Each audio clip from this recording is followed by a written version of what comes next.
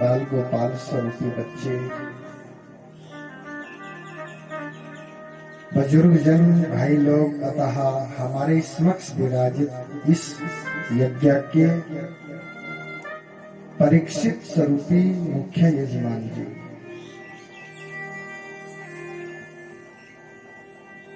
आज बड़े सौभाग्य का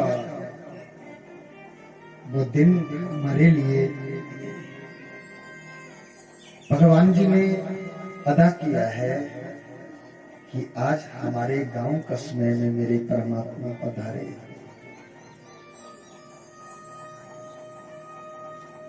आज आपके इस गांव कस्बे में भगवान जी पधारे। त्रिवेणी गंगा, भगवान श्री हरि की ये त्रिवेणी गंगा का शुभारंभ किया जा रहा है।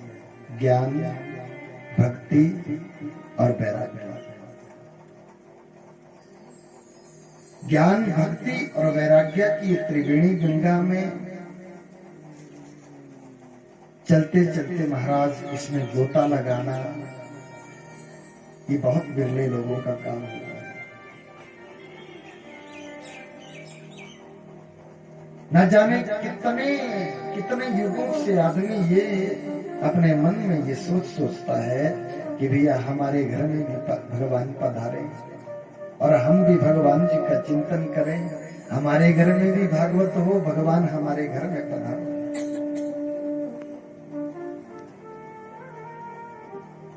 तो भगवान जी ने ये मौका दिया है।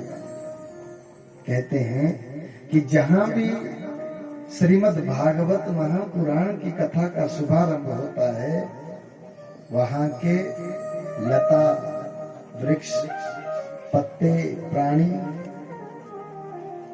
सब भगवतमयी हो जाते हैं, भगवान जी में लीन हो जाते हैं। ध्यान देना, सुसुप्त अवस्था में भी कोई देवता हो वो भी जागृत हो जाता है। भागवत की कथा ही ऐसी है। और पहले दिन की कथा में यहां तक सुचारू रूप से इस कार्यक्रम को हमने शुभारंभ किया और ये तय है कि पहले दिन की कथा में देरी होती ही है।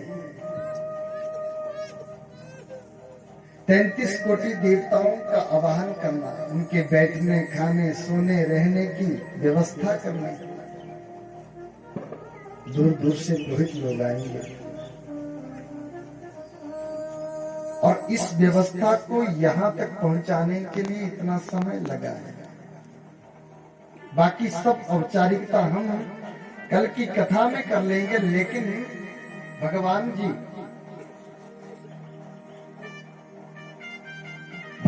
की कथा का शुभारंभ किया। पहले दिन की कथा में ऋषि मुनियों ने केवल 6 अध्याय में कथा लिखी। सर्वेशम विदितम में उनको सब पता था पहले कि भाई पहले दिन की कथा में देरी तो होगी और पहले दिन की कथा में केवल ये बताया जाता है कि कौन कथा सुनने का अधिकारी है, कहाँ ये कथा सुननी चाहिए, किसको ये कथा सुननी चाहिए, किसने ये कथा सुनी और किसने ये कथा सुनाई और किस प्रकार से कथा सुनी जाती है, क्या इसके प्रक्रिया है। महिमा का गान किया गया, केवल भागवत की महिमा केवल बताई गई। बोला एक वक्तम तु भोजनम, भागवत कथा श्रवण करो, एक वक्त का भोजन करो। लेकिन एक वक्त का भोजन कौन करे? मन से। लेकिन ये नहीं है कि भागवत में ऐसा कुछ लिखा है कि भाई जिसको यहाँ पे भागवत कथा सुनने के लिए आना है वो एक ही वक्त का भोजन करेगा। आप चाहो तो आप चार समय भोजन करके आओ। मन के हारे हार है, मन के जीते जी, मन ही मिलावे कृष्ण सो। और मन ही करा बेफजी। हमारा मन की गति जहां पे एकाग्र, वहां पे स्थापित एक जगह पे टिक जाएगी तो समझ लो भगवत प्राप्ति सुनिश्चित होगी।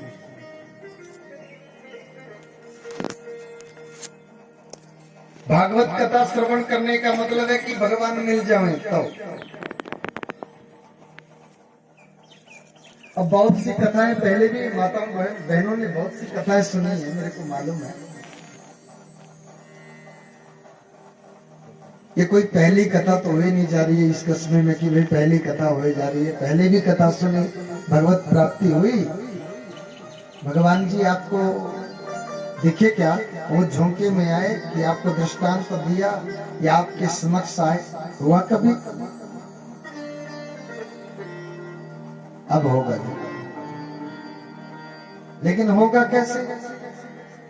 ऐसे नहीं होने वाला। हमारे में इतनी शक्ति नहीं कि हम प्रत्येक आदमी को दर्शन करवा दें। अब भी तभी होगा जब हम कथा श्रवण करने के लिए आए और यहाँ पे आकर के बस केवल अपने मन को भगवान जी के चरणों में लगाए। भाव से बोलो राधे राधे, भाव से बोल दो। जब तक हमारा मन एक जगह पे ध्रुव न बन जाए,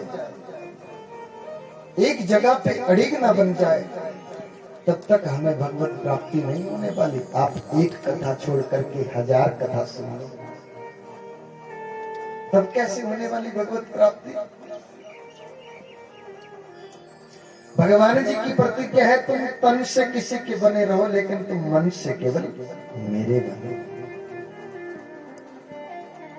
मन से केवल आप अपने मन को यहाँ पे छोड़ के जाना, आप तन से बन, भले ही मर्जी जिसके बनना।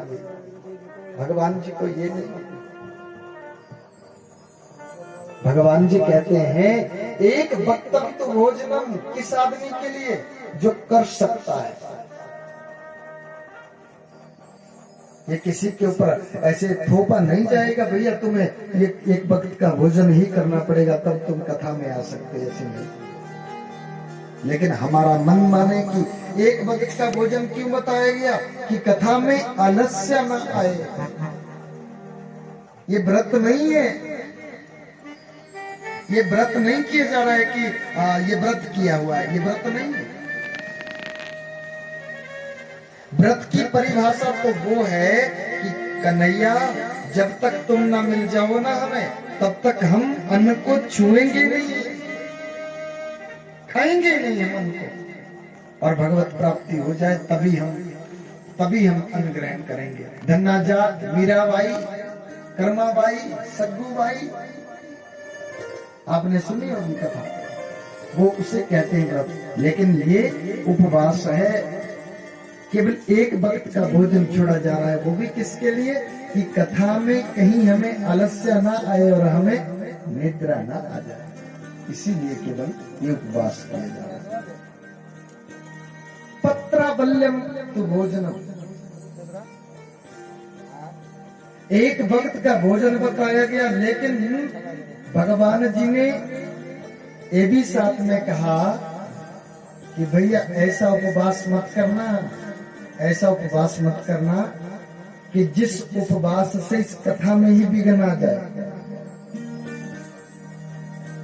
इसमें ही विघ्न आ जाए। कैसा विघ्न? ना उपवासो परम प्रोक्ता कथा विघ्न करो यदि। ना उपवासो परम प्रोक्ता, ऐसा उपवास हमें तब भी नहीं करना है। ना उपवासो परम प्रोक्ता कथा विघ्न करो यदि। अरे कथा में अगर ऐसा उपवास नहीं करना जो कथा में ही विघ्न ले आए। किसके लिए? 6 आदमी के लिए कोई किसी प्रकार का कोई व्रत नियम नहीं बताया गया। ऐसी माँ जिनकी कोख में बालक पलेगा, उनके लिए भगवान जी कहते हैं कि कोई किसी प्रकार का उपवास करने की जरूरत नहीं है। ऐसी माँ जिसकी गोदी में दुध मुआ बच्चा पल रहा है, जिस मां का दूध बालक पीता है उसको भी उपवास करने की जरूरत नहीं है। बच्चों के लिए, बुजुर्गों के लिए, और ऐसे लोग जो नित्य प्रति क्या लेते हैं महाराज, मेडिसिन लेते हैं, जो नित्य प्रति दवाई लेते हैं, उनको अपना कार्यक्रम जैसे सुचारू रूप से चलता आ रहा है वैसे ही चलाओ। भगवान जी कहते हैं कथा श्रवण करने का अधिकारी केवल वो है जो किसी से निंदा नहीं, किसी की निंदा नहीं करते और किसी से द्वेष नहीं करते। वही तो असली भगवान जी की कथा के श्रोता हैं। श्रोता, कथा लगी है, 3 प्रकार के श्रोता आएंगे। एक श्रोता आएंगे जो कथा सुनने के लिए आएंगे, एक श्रोता आएंगे ऊपर से बढ़िया पंखे लगा करके रखे हैं यजमान ने, नीचे गद्दे बिछे हैं, है ना। अगर इनको उठा दिया जाए तो ठंडी ठंडी हवा आर पार होगी, तो भैया यहाँ पे सोता, यहाँ पे निद्रा भी आ जाएगी। और तीसरे में कौन आएंगे? तीसरे में कुरेता भी आएंगे। वो ये देखने के लिए आएंगे, केवल और केवल ये देखने के लिए आएंगे पंडित कहाँ से आया है, वक्ता कहाँ से आया है, कैसा वक्ता है। वक्ता तक खरा था पर वजन नहीं डंगारेगा, आंधा था आया, बस वो वैसे ही निकालेगा। बाकी व्यवस्था तो ठीक थी ना, लेकिन पंखे थोड़े कम थे, यजमान ने लगाया हुआ। वो यहाँ से छूट गया, अगर यहाँ से रह भी गया ना, यहाँ से चला जाएगा तो जहाँ पे भात खाएगा, बोटी ने आज बड़ा भारी नमक डाला था, बस उसका काम हुआ है, उसका काम ही वो है, बस किसी न किसी चीज में वो नुक्ताचीनी जरूर करेगा। और भगवान जी कहते हैं तुम श्रोता बन करके आओ, ना हो सके सोता बन करके आ जाइए। यहाँ पे भैया निद्रा आ जाएगी, मैं सोने नहीं दूंगा, मैं एक एक करके बोल दूंगा कि अम्मा जी निद्रा आ रही है, ताली बजाओ। लेकिन जीवन में कभी किसी पंडाल में, भगवान जी के पंडाल में कुरेता बन करके ना जाओ। तुम कुछ बन करके जाओ, कुरेता बन करके कदापि ना जाओ। आए थे हरि नाम को, ले चले पाप पिटारी, पाप की पिटारी भर करके ले चले भैया।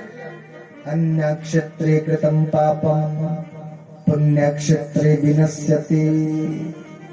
हम घर में जो जितने पाप करके आते हैं, भगवान जी कहते हैं कि वो सब के सब पाप हमारे इस जगह पे आकर के छूट जाते हैं। लेकिन पुण्य क्षेत्रे कृतम पापम वज्रलेपो विभस्स। अरे जो पुण्य क्षेत्र में यहाँ पे जो हम पाप करके जाएंगे, बताना कि वो पाप कहाँ पे छूटने वाले हैं, बताओ।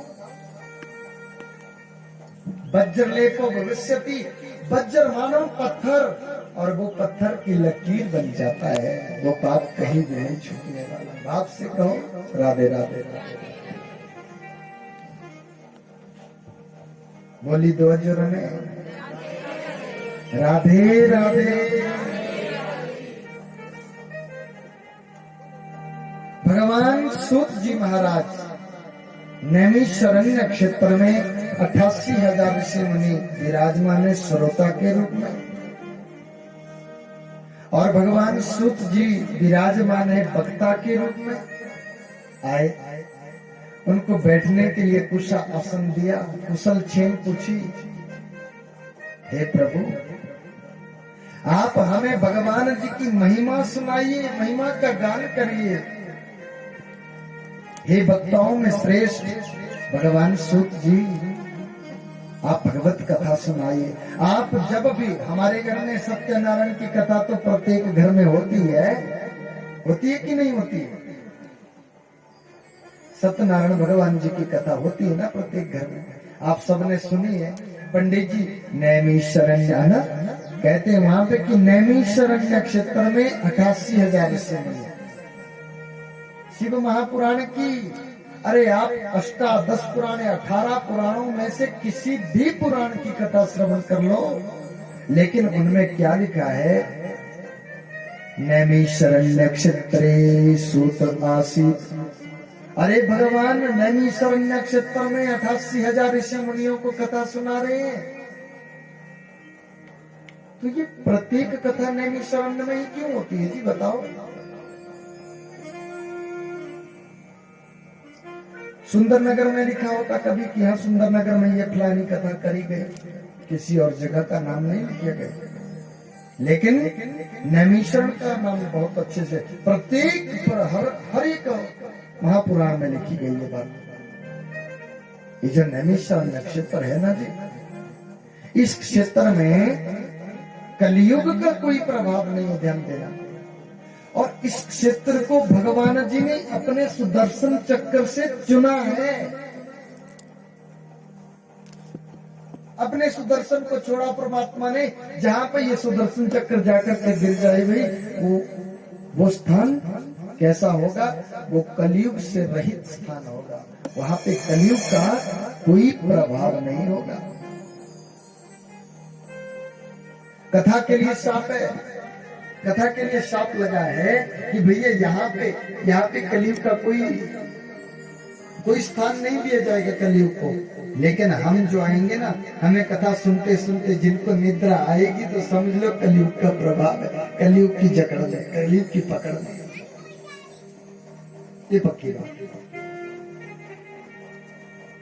एक भक्तम तो भोजनम, एक भक्त का भोजन, पत्रावल्यम तो भोजनम, प्याज लहसुन, और ये बहुत जिनकी तासीर गर्म होती है, ऐसी चीजों का सेवन भी निषेध बताया गया है कि कहीं हमें विकार ना आ जाए। और कैसी क्या बात बताई गई कि भैया ब्रह्मचर्य का पालन करना।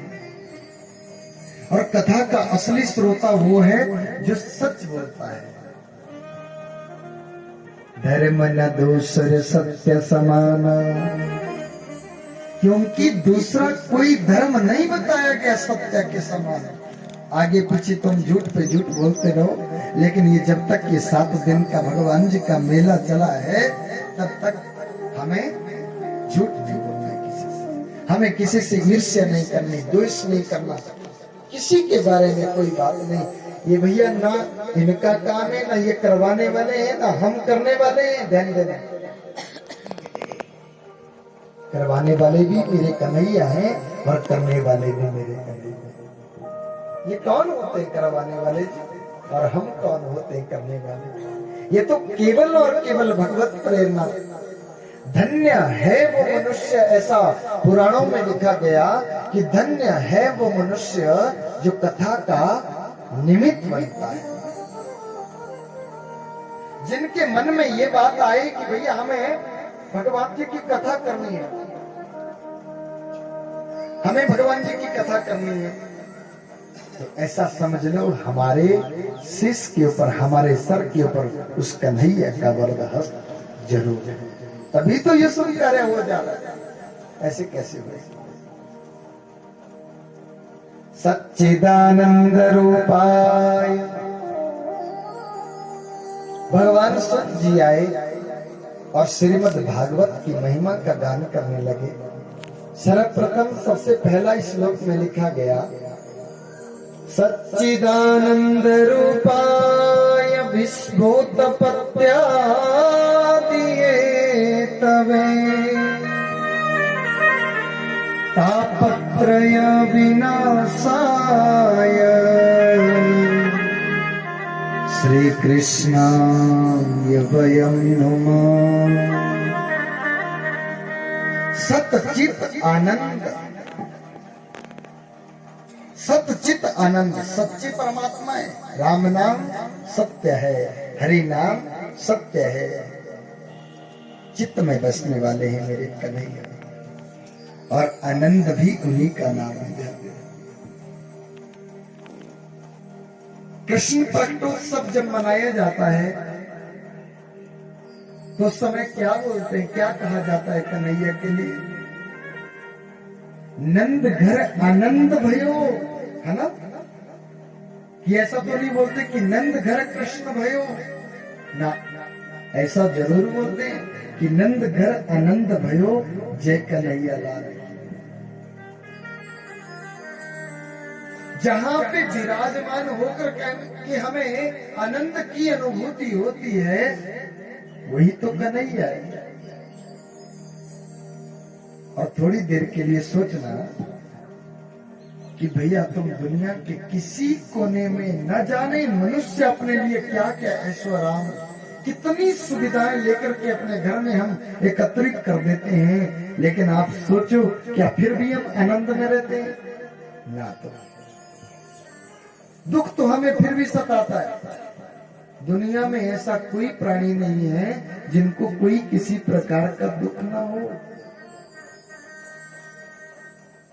सबको दुख सताता है। कोई तन दुखी, कोई मन दुखी, कोई धन बिन रहे तो उदास, थोड़े थोड़े सब दुखी, सुखी कृष्ण को दास। सब के सब प्राणी दुनिया में दुखी है, ध्यान देना। लेकिन सुख में कौन है? जो दुनिया को ही परे कर दिया, जो इस झंझट से ही परे हो गए। बीच में कैसे रहते हैं? साधु पर कार्यम साध्यते इति साधु। और वो साधु संतों की अपनी गृहस्थी में भी संत प्रवृत्ति से जो रहता है वही तो सुखी है, वही सुखी है। कृष्ण घर नंद घर आनंद भयो जय कन्हैया लाल की। अरे भगवान जी के चरणों में विराजमान होकर के इससे बड़ा आनंद दुनिया में तुम कहीं भी ढूंढ करके लाओ, कहीं आनंद नहीं होगा। लेकिन जो आनंद हमें यहाँ पे आएगा प्यारे, वो आनंद कहीं नहीं। आपसे कहो राधे राधे।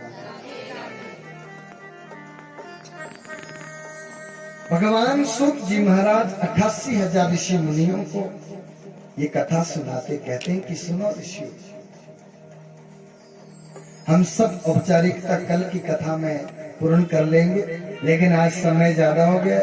माताओं बहनों को भी घर में भी जाना है, घर का काम भी होता है। तो भैया रोज का जो हमारा हम